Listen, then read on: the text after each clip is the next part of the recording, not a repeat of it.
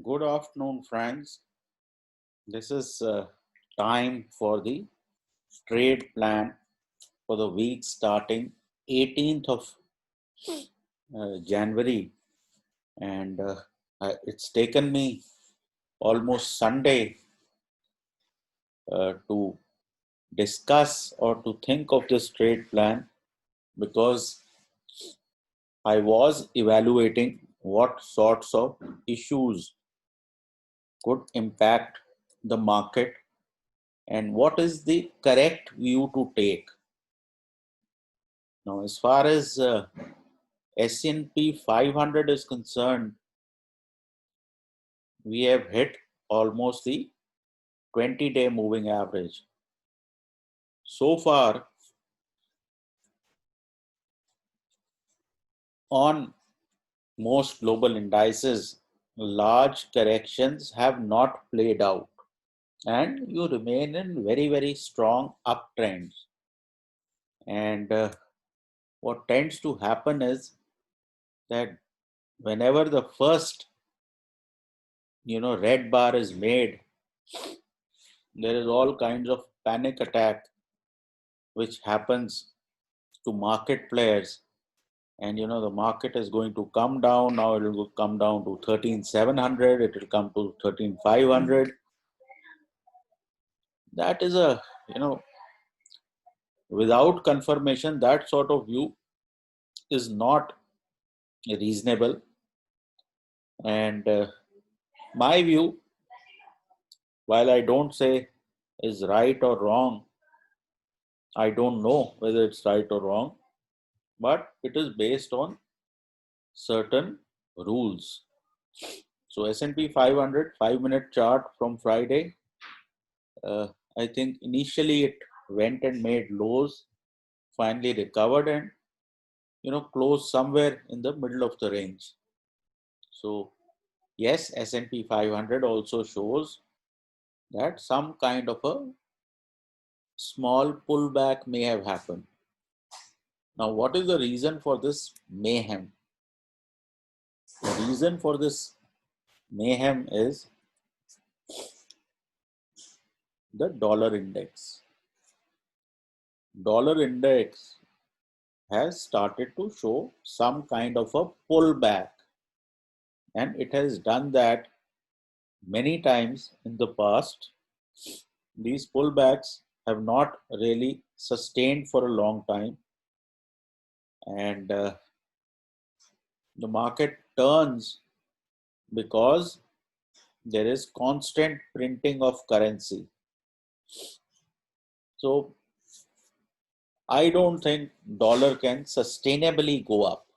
What it can do is it can have a bit of shake up of global equity markets, and something that we saw on Friday. Now the key thing on S&P 500 was that it didn't really collapse. So the market hasn't taken it too badly. If you even look at the Nifty, it's hardly a 150-point correction. If you look at a 60-minute chart of the Nifty, you have a zigzag pattern. Okay, one low, lower high, and a lower low. These sort of patterns, in my experience, tend to shake out and move on the upside. Okay, so that is the kind of view I want to take, because bull markets do not end in 150-point correction. Number one. Number two, let me take you to the 5-minute chart, and maybe we can draw some trend lines to get our levels. So this is the trend line which we have for the day of Friday. This sort of zone is about 14,000 14,480. So if we start to move above 14,480, consolidate, then what I am expecting is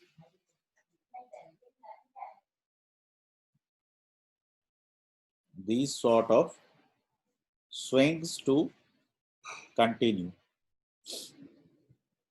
So if global markets don't totally fall out of bed, this could be the next move, which could, find resistance at this 14,580 zone. The other thing I like to do is to confirm with pivots. The I think 18th of January pivot, which is pivot for tomorrow, is about 14,470. The weekly pivot for next week is 14,480. So now this is a fairly significant resistance, and if the market starts to cross over this hump, again everybody gets on the long side.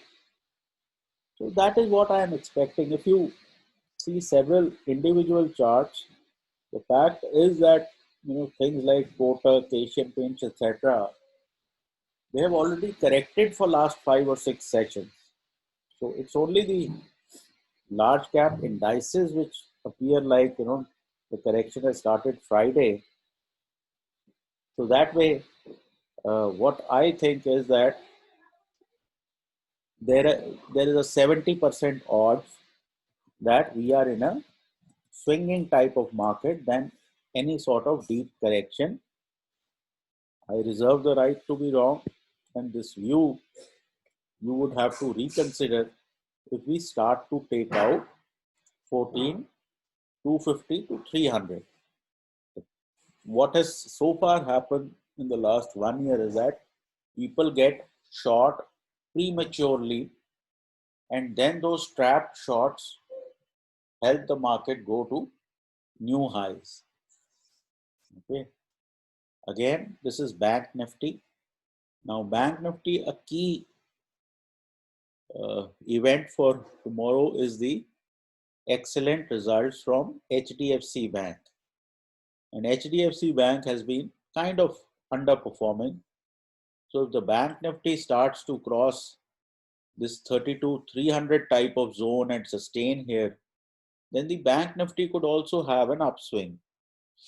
I would like to see what sort of impact the HDFC Bank results have on the overall banking space, because if other private banks also start to show a bit of confidence, then it will be difficult to take the Nifty lower. So that is as far as all of these parameters are concerned. Let's go and have a look at the pivot zone for Bank Nifty for tomorrow. The pivot is around 32,278, again confirmed by trend line. So this is the sort of level that you want the Nifty or Bank Nifty to sustain. On Bank Nifty weekly, the level is 32,230. Now the dollar index going up means rupee weakens. If rupee weakens, the immediate prima facie sectors which come to mind are IT, pharma, and maybe metals. So these could be areas which could see immediate upside. So what is the strategy? The strategy is that I believe that Friday the Bank Nifty hardly fell 250 points, not a whole lot. So if these sort of minor dips happen, they are unlikely to break the market significantly. The market can move sideways within a range, but unlikely that they will break the market significantly. How do we trade individual stocks? So I am a buyer if my trend lines are crossed on the upside. If they are not crossed and if the market moves lower, then I do nothing. Why? Because it is my belief that we are still in a very strong bull market, and the bull may be a little tired, but you should write it off at your own peril. So let's see what we can do with JSW Steel. Just a little, sort of idea I want to give you. How do you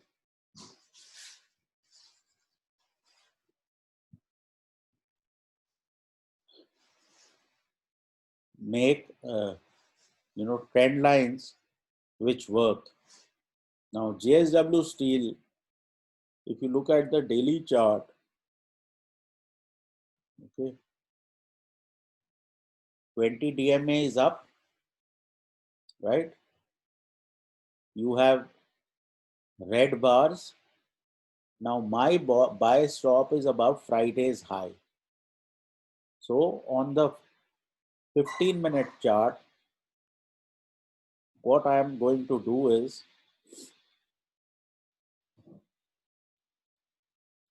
I take a trend line and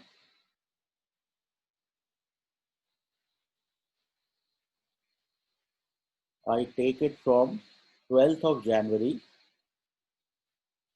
go through all of these points, and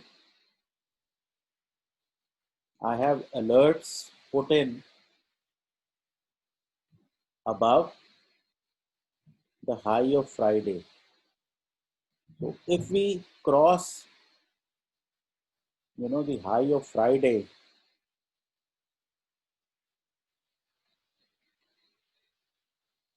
so this trend line and the high of Friday, this is about 400 to 402. So if JSW Steel starts to cross these levels, you should be getting on the upside. Right now, I am not considering any proposal for a downside. Similarly, you have ICICI Bank. Again, ICICI Bank has this kind of trend line. Again, we have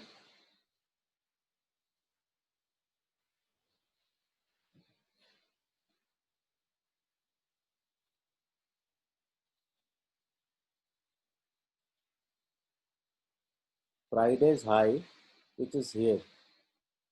So in case we start to break above both these lines, then we assume that the uptrend may have restarted. If we don't, then we stay out. So these sort of, you know, triggers can be made on all stocks. So you have Maruti here.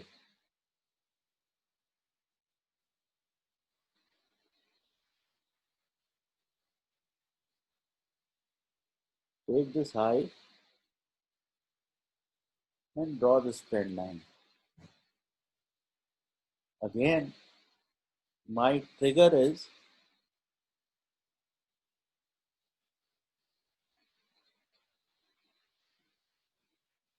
this Friday's high, which is also an erstwhile resistance. So if we start to get back above this 8150 zone, which is quite a distance away, that is when we consider a buy on Maruti. Maruti, I think, had a